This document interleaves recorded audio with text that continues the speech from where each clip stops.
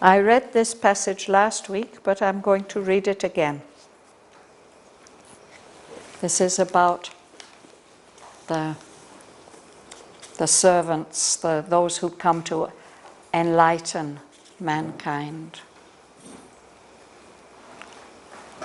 The immortal, bound to earth's mortality, appearing and perishing on the roads of time, creates God's moment by eternity's beats. He dies that the world may be newborn and live.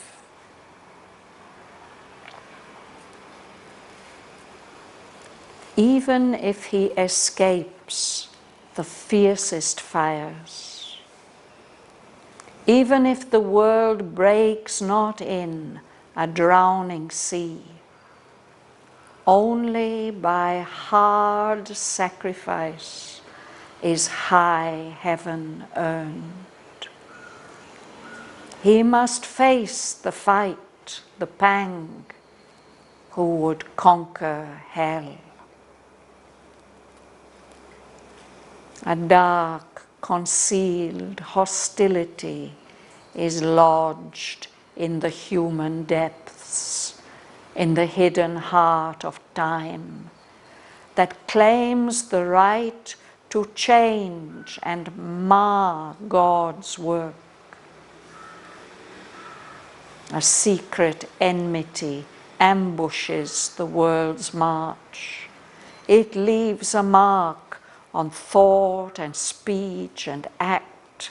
It stamps stain and defect on all things done. Till it is slain, peace is forbidden on earth. There is no visible foe, but the unseen is round us. Forces intangible besiege, touches from alien realms, thoughts not our own overtake us and compel the erring heart. Our lives are caught in an ambiguous net.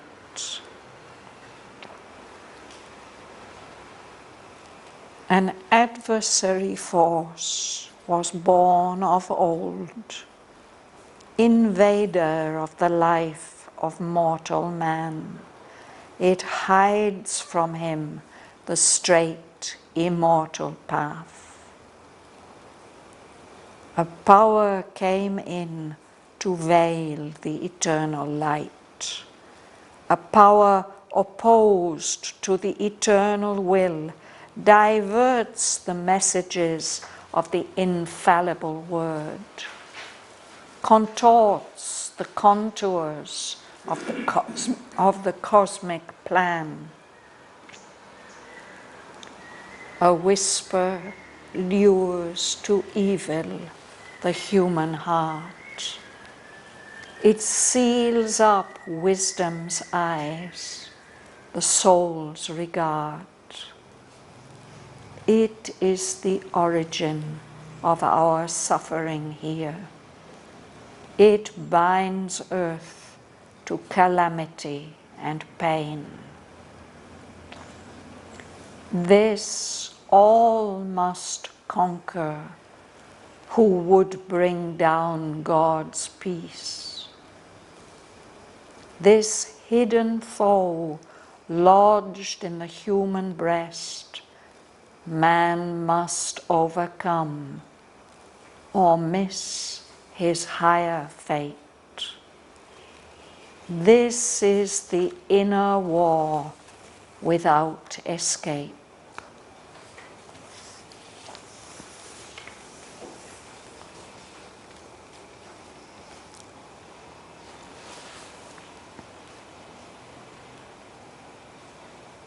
You'll start, Dhanalakshmi, you will start. Yeah.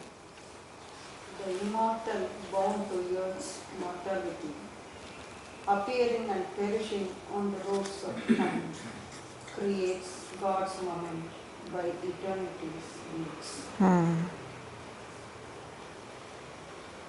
This is connected with that last line, no, about he is the victim in his own sacrifice. So the immortal being has come and accepted to be bound by the mortality that we experience here on earth. He appears and then he dies, he perishes on the roads of time. He enters into time and he experiences time as we do. No? But by doing that, he's helping to create God's moment. The moment when the divine will be fully manifest here in the material world. No? And he's doing that by bringing something of eternity into life. Beats, it suggests the heart beats. No?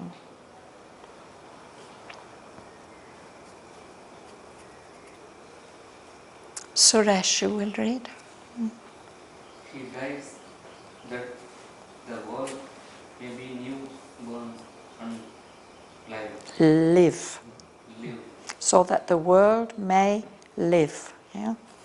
Yes, go on. He dies that the world may be newborn and live. Yes. Even if he escapes the fiercest fire, even if the world breaks not in the drowning sea, only by her sacrifice is high heaven earned. He must face the fight, the man who would conquer hell. Yes. So that immortal dies. He takes a mortal form and he dies. And the purpose of him coming and taking that human form and then dying like other human beings is that the world may receive some new birth and live, become more alive, go on living and become more alive. So that's when the great souls come and they incarnate and they do their work. That's also that the world may be newborn and live. And sometimes that entails them dying a very painful death. And then he says that even if he hasn't got to go through the most painful experiences, if he escapes the fiercest fires, some avatars have had to suffer terribly, but others not so much, no? In their mortal bodies. Even if he doesn't get completely drowned by the world the way that it is, no? If he's able to keep his inner consciousness and strength intact. There are beings like that, if we think about Lord Buddha, for instance. But still, only by hard sacrifice is high heaven earned. If you're here as a human being, in order to experience and be able to be in touch with the higher levels of consciousness, you have to make some effort for that. That's, one day I'm going to write an article about this word sacrifice in in Savitri, because Aurobindo doesn't mean it exactly the way that we mean it in the West. There Sacrifice is always hard and painful, and it's meant to be like that. No? But when Aurobindo uses the word, he's using it in the sense that is there in the Gita, that everything in this world is an expression of the One, and that oneness gets expressed by a constant interchange of energies between all the different forms and forces. And if we want to improve our present state, we have somehow to make the necessary effort, the appropriate effort. And that is making a self-offering, a self-giving to those higher forces that we want to help us and want to be in contact with, that we want to come into us. No? So that has to be done by hard sacrifice. It's a serious business. And the one who wants really to conquer hell, not just to reach heaven, but to conquer hell, all the forces of distortion, of evil and falsehood and unnecessary suffering, he will have to fight those forces. He will have to face that fight, and he will have to face the pain of that battle. Pang, a pang is a pain.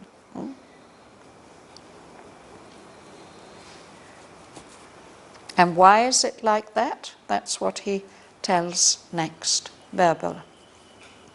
A dark concealed hostility is lodged in the human deeds, in the hidden heart of time, that claims the right to change and mark or swerve. There's something hostile. It's dark, concealed, it's hidden, but it's lodged, it's fixed somewhere in our human hearts, and it's fixed somewhere in the depths of time. It's part of the experience of time. And that hostile power claims the right to change God's work and to spoil it. To mar means to spoil. He'll say a little bit more about that, Bhavan. A secret enmity ambushes the world's march. It leaves a mark on thought and speech and act. It stamps strain and defect on all things done. Till it is slain, peace is forbidden on earth. So we often wonder why we can't have much peace, no? It's because there's some battle, something has to be done. This secret enmity, we don't discern it even. It is hidden. It's hiding in ambush. I think this is a Spanish word, and in English it suggests hiding behind a bush or a rock and then leaping out and getting hold of somebody. An ambush. So there's this power which doesn't want evolution to take its divine course, which is consciously trying to prevent it. No? And that does manage to ambush the forward march of the world. And that's why we see all these unbelievably terrible things going on in the world around us, because that secret enmity is there and we don't see where it is coming from. At any moment it can spring out and do damage. And that is so secret, it doesn't always come out into the open. It leaves a mark, it twists something in the thought or in what you say. You mean to say something, it twists it and it comes out a little bit different, and suddenly you've started a quarrel which you didn't mean to do at all. No? Or you do something with the best of intentions and it has disastrous consequences. It's actually putting its mark, its stamp, like its rubber stamp of defect, that we can never do anything perfectly. It always gets in some way spoiled and imperfect. And stained. Somebody just gave me some nice books, but they had stains on them. What a pity. Yeah, yes. So on everything that's done in the human world, there's this stain, this defect, and it's coming not from us and our human intentions. It's coming from this secret hostility which is working against the divine. So until that is finished with, until that is slain, there won't be any peace on earth, because we will have to be dealing with its effects all the time. Alice. There is no visible foe, but the unseen is round us. Forces intangible besiege, touches from alien realms, thoughts not our own, overtake us and compel the erring heart. Our lives are caught in an ambiguous net. Yes. So there may be visible enemies, but more terrible are those invisible enemies. A foe is an enemy. No? We don't see that enemy. But there are these unseen forces all around us. They're intangible, we don't feel them, but they are attacking us all the time. These are touches from alien realms that are not part of the earth, really. They are from some other realm. Thoughts that are not our own overtake us, catch hold of us, and drive our heart, which is anyway erring. The human heart or the earth heart can't help but be erring because it is ignorant. No? Because of our ignorance, these invisible foes can affect us. And then when that happens, our lives are caught. Perhaps our lives are caught all the time, in fact. We are caught in this net of mixed forces. Ambiguous means, can have different meanings. Maybe helpful, not helpful, true or false. Here on earth, all these things tend to be mixed. So we are all the time operating in this net of doubt and unclarity. So how has this happened? Rumsun, you will read. A reversal force was born of all, invader of the life of mortal man. It hides from the straight immortal path. Yes. So, an adversary force. Of course, we're familiar to this idea with the Judeo-Christian religions, no? That there's a God and a devil.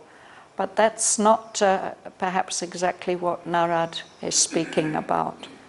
But still, there's a certain level, particularly it's on the life level. There is this opposition, the enmity, the hostility.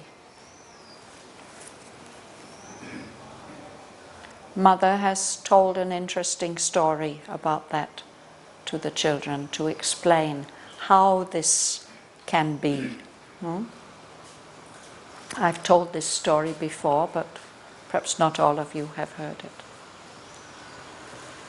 She says that when it was decided to create this world, then the Supreme Lord projected himself in the form of 4 forces. The force of consciousness and light, the force of life, the force of truth, and the force of bliss, delight, bliss. And those four forces were given the task to create the world. But they felt so powerful in themselves. They'd been given this great task. Somehow they lost the connection to their origin. They forgot about the one from whom they had come. And the moment they did that, the moment that they lost that connection, each of them turned into its opposite. So life turned into death.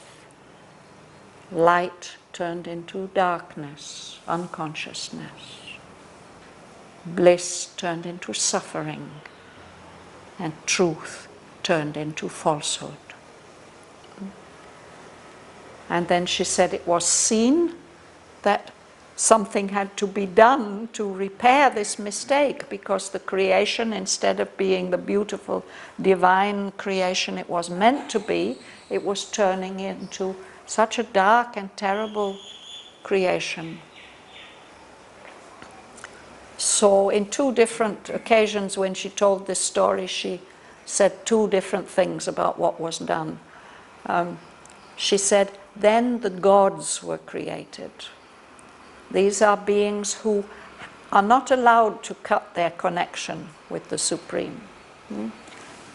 So they have to follow the divine will, and they have to work to set right all the things that have gone wrong. But she says, but the other ones were there first. So in a way they are stronger.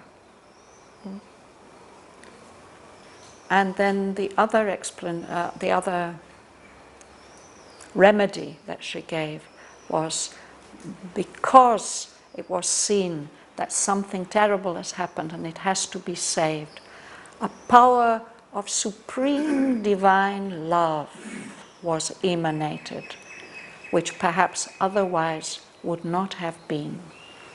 And that is the force which is actually deep involved in the inconscient, in matter, which is its very presence in everything, is driving the evolution forward.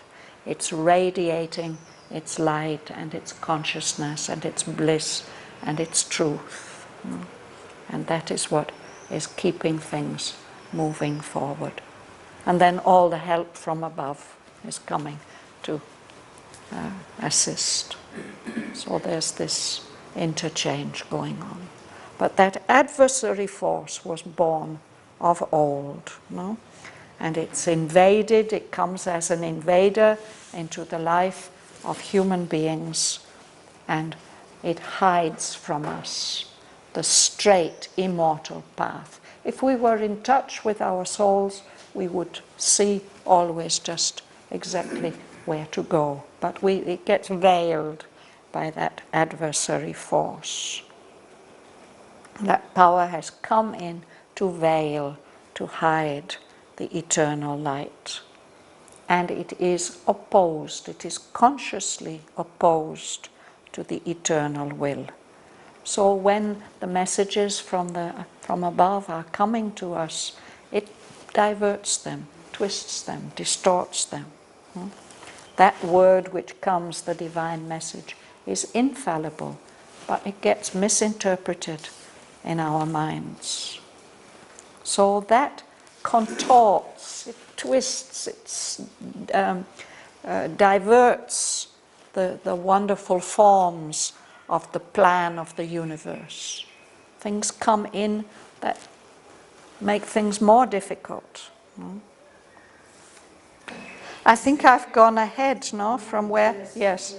So who's going to read next? There is the news, the evil, the people are.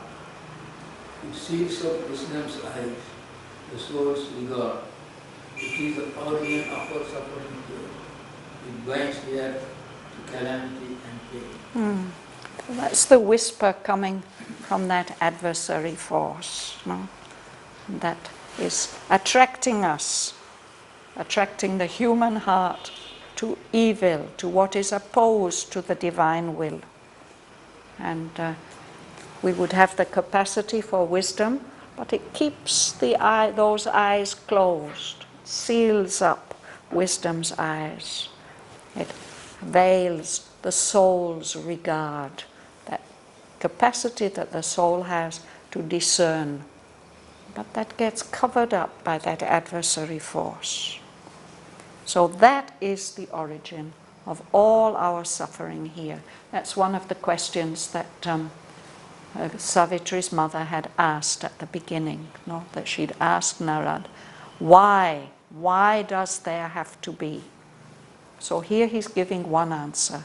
This is not the only answer, but it's one of the answers. The presence of this adversary force is leading to all this suffering. And that is binding earth inescapably to calamity and pain, all the things that go wrong that shouldn't happen, and to pain.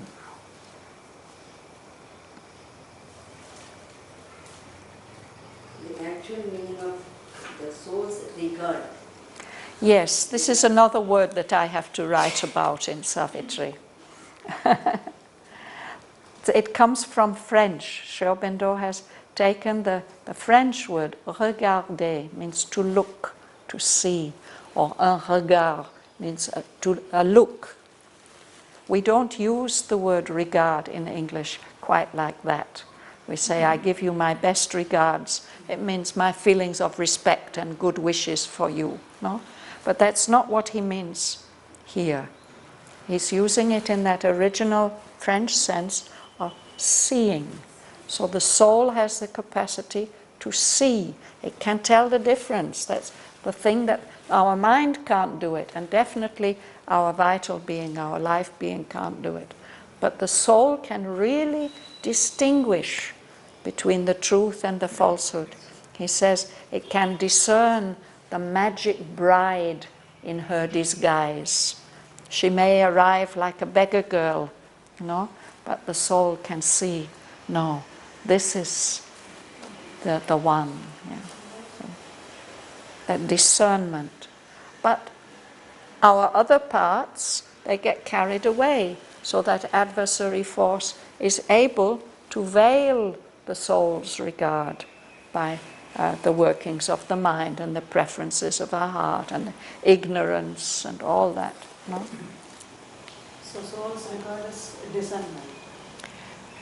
Yes, it sees things how they really are. It's pure, no? Because the soul is always turned towards the truth.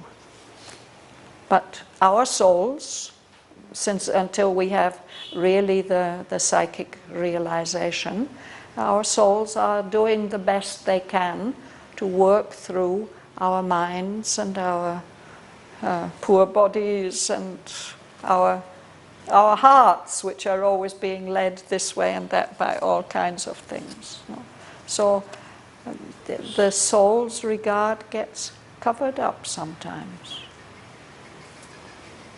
And that's the origin of our suffering. If we could always follow this straight, immortal path, and if we could always hear the infallible word, well, the whole world would be a much better place.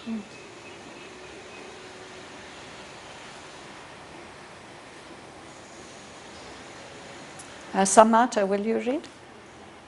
This all must conquer would bring down God's peace, this hidden foe lodged in the human breast. Man must overcome or miss his higher faith. This is the inner war without escape. Yes. So we, all of us, are involved in this.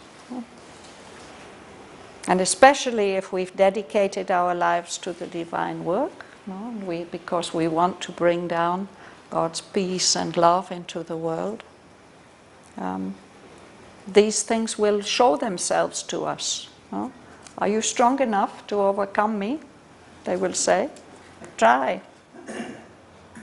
This hidden foe, this hidden enemy, lodged, it's fixed there. Something which is lodged, it's difficult to move it, to dislodge it is difficult. But man, here he says, man, the whole human race must overcome And if we don't manage to overcome it, we will miss our higher fate, the higher mission that is given to humanity. So this is the inner war without escape. This is why peace is not allowed to us until all this has been overcome. Can we take this as the avatar's work on the earth? It is, of course, the avatar's work, but he would like to have collaboration from all of us, no? There's a sense in which we are all avatars. All of us have immortal souls. We're not always in conscious union with our souls, but the souls have come here as immortal beings precisely to do this work. That's why they've come. Man is human, that means all humanity. Yes, that the soul of humanity has accepted, and this is its particular role in the evolutionary process. No? Humanity has a special role. We've been reading several times in Life Divine recently. He says it's at the human level that is the real turning point, because there can be a conscious collaboration. Otherwise, nature's pushing us on the one hand, and on the other hand, all these other things are intervening. And as long as we're unconscious, we tend to do the wrong thing. But at the human level, we've got our intelligent will, and we can aspire to become more in contact with the divine light within ourselves and around us and higher, and to actively collaborate. And when we come to Auroville, that's what we're invited to do. That's the opportunity that we are given, to be in a place where this is the conscious purpose of its existence and our existence.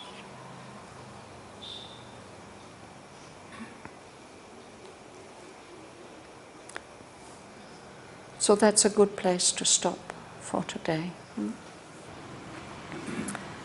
So let's reread these very powerful lines from line 365.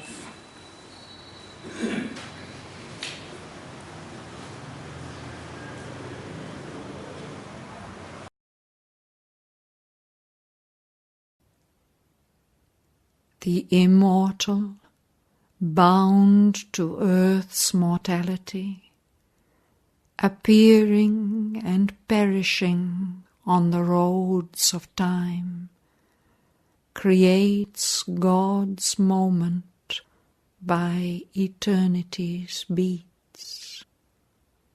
He dies that the world may be newborn and live.